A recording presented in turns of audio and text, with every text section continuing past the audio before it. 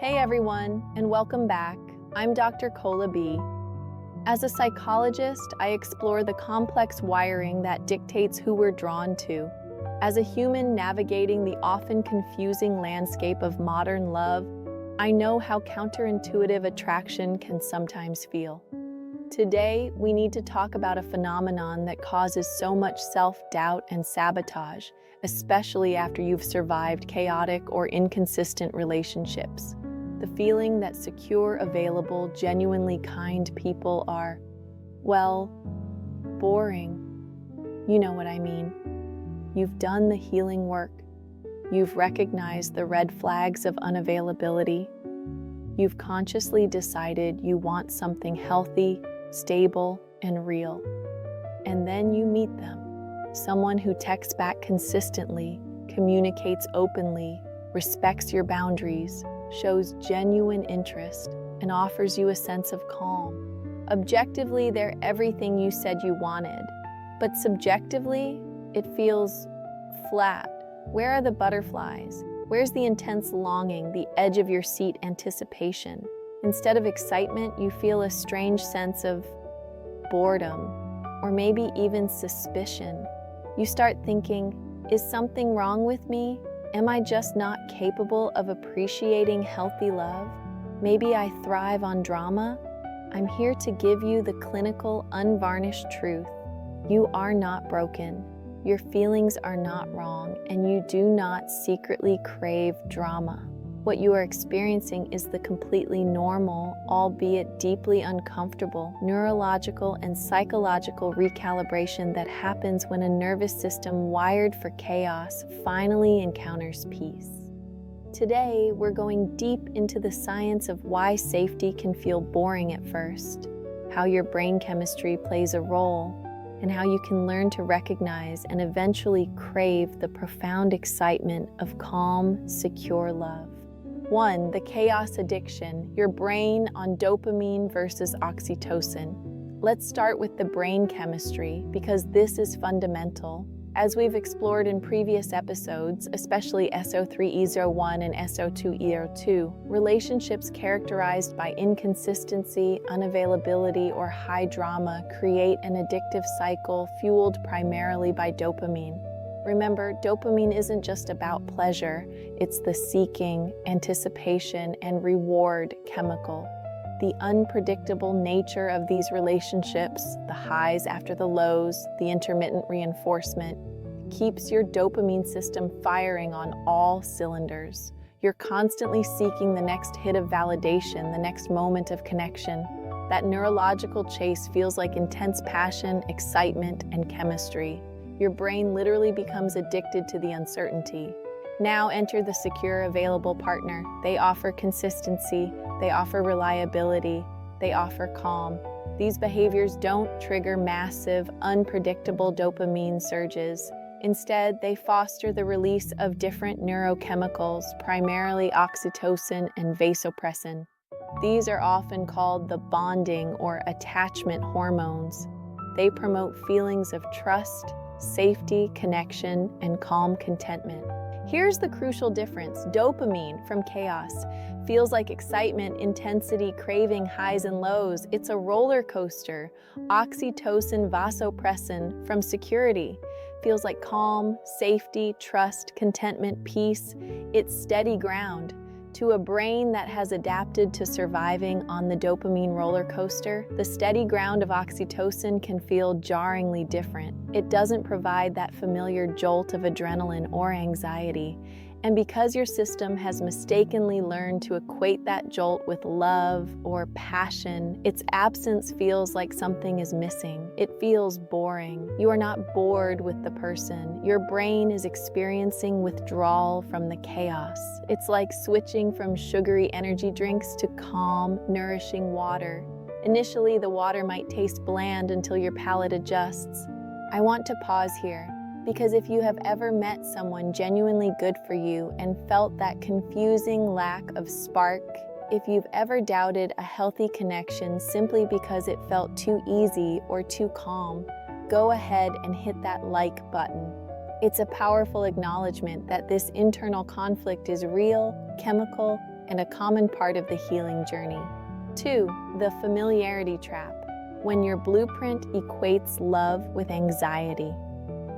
Beyond brain chemistry, there's the deep psychological pull of our attachment blueprint.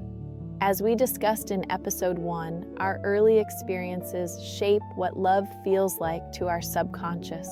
If your early experiences involved emotional inconsistency, neglect, criticism, or having to earn love, your nervous system learned to associate the feeling of anxiety and longing with the process of connection. That feeling of slight unsafety, of needing to be vigilant, of working hard for approval, that became your internal definition of love or attraction. A secure person doesn't trigger that familiar anxiety. They don't make you work for their attention. They don't leave you guessing. They offer safety and predictability. To your subconscious, which is constantly scanning for familiar patterns, this lack of anxiety can feel profoundly unfamiliar, and the brain often interprets unfamiliar as wrong or boring. You might find yourself thinking, it's too easy, there must be a catch. Your system expects difficulty. I don't feel that obsessive pull. Maybe I'm just not that into them.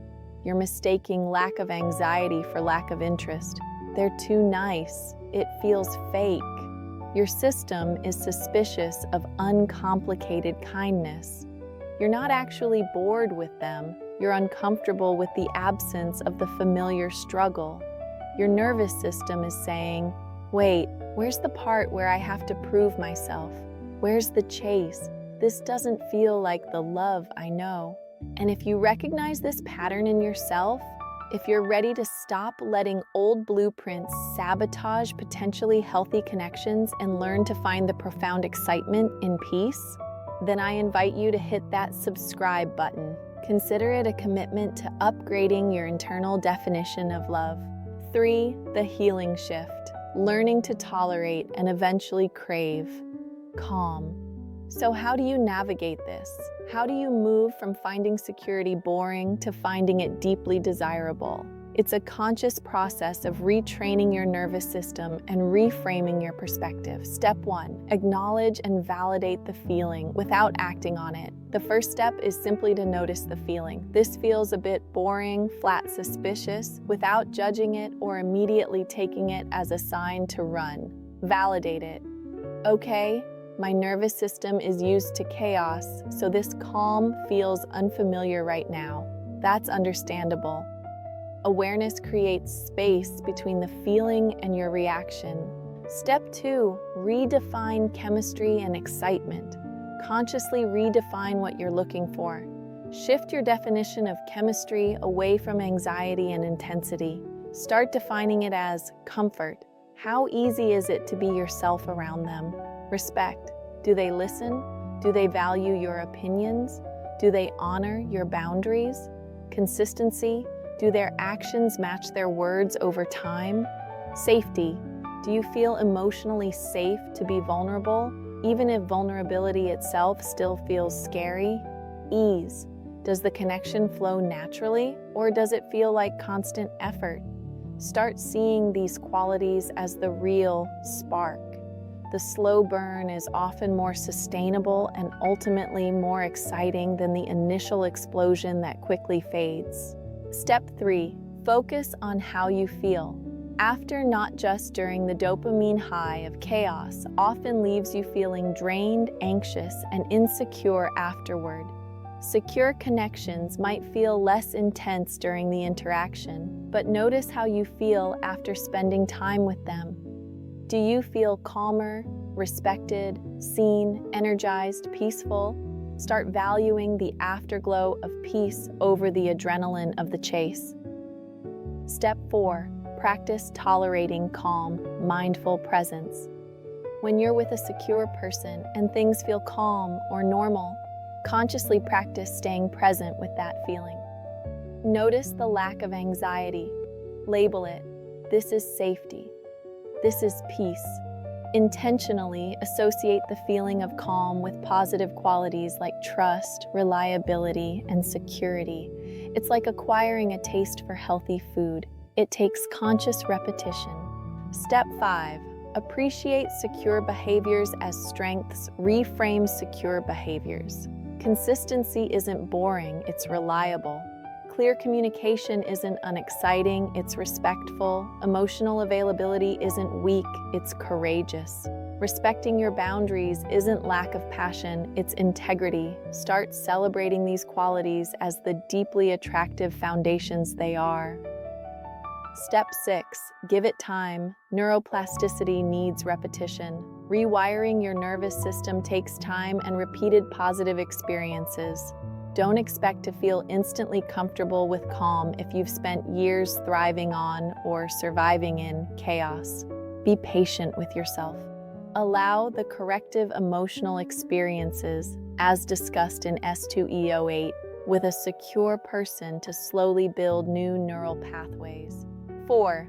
The profound excitement of peace. Here's the beautiful truth.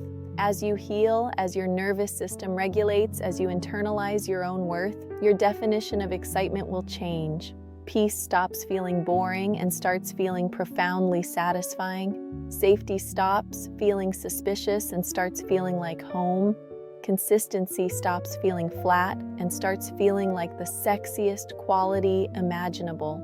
You'll reach a point where the absence of drama feels exhilarating, where knowing someone will show up when they say they will feels more passionate than any grand, unpredictable gesture, where feeling genuinely seen and accepted feels more electrifying than any chase.